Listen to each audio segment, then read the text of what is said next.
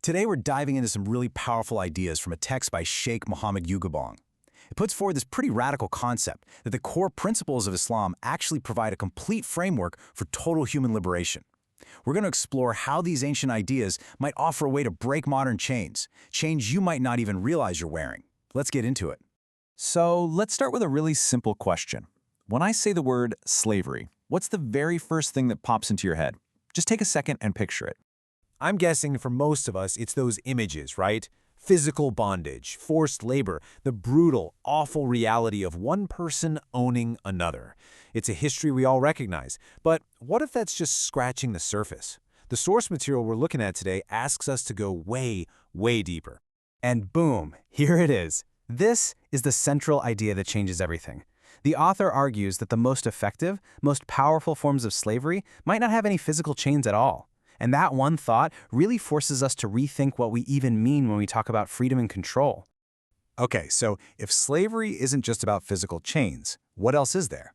Well, the text argues that the most potent chains are often the invisible ones, the ones that bind our minds, our economies, and even our very sense of who we are. First up, you've got mental slavery. This is all about controlling the story, shaping what people believe is possible for them, what they should want, and what their so-called place in the world is. Then you have economic slavery.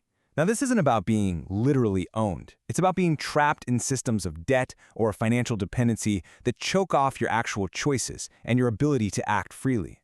This can happen to a person, or it can happen to an entire country. And this one is really fascinating, this idea of cultural slavery.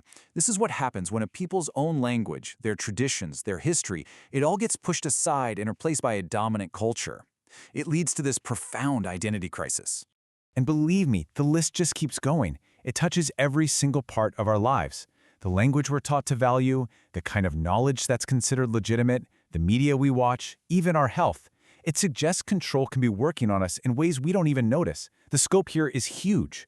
So, wow, if we're tangled up in all these different kinds of invisible chains, how in the world do you break free? This is where the source turns to the Qur'an, arguing that it actually lays out a blueprint for fighting every single one of them. It all starts right here, with this core principle. This verse says that every single human being has an inherent God-given dignity. It doesn't matter what your background is, your race, your status. This dignity isn't something a government or a system can give you. It's yours, period. Okay, so you have this inherent dignity, but it's not a passive thing. This next verse shows that dignity demands action. The Quran actually frames standing up to oppression not just as a good idea, but as a fundamental moral and spiritual duty. So let's boil this all down. We can really pull out three powerful, interconnected principles. First, universal dignity. Your worth is built in. Second, resist oppression. It's a moral requirement to fight for what's right. And third, think and question.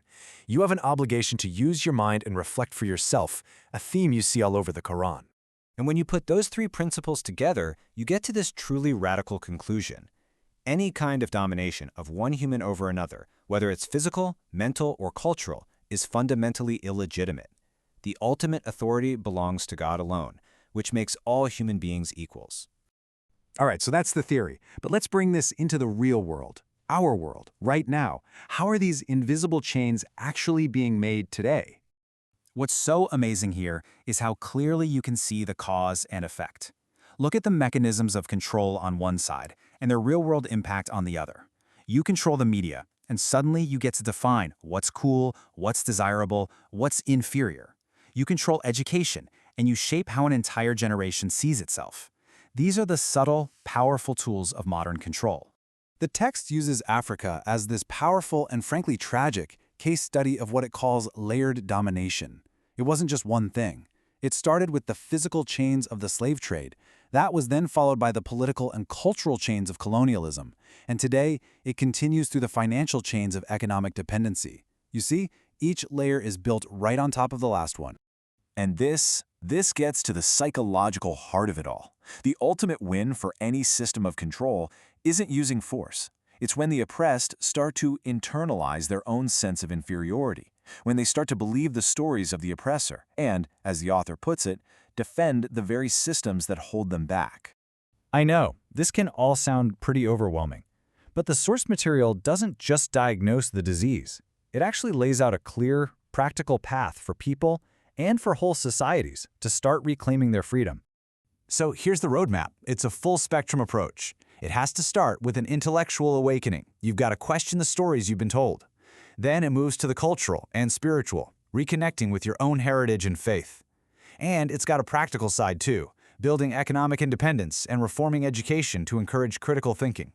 Every single one of these steps is an act of taking back power. And when you step back and look at all those pieces together, the ultimate goal becomes so clear. This isn't just about politics or money, it's about freeing the human being from anything and everything that gets in the way of them realizing their full, God-given dignity and purpose. And we'll end with this final, empowering thought. Freedom isn't something that can be handed to you. It's not a gift. According to this text, it's something that has to be realized from the inside out, through knowledge, through awareness, and through courage. So the question this work leaves us with is this: where do you see the chains in your world, and where will you begin?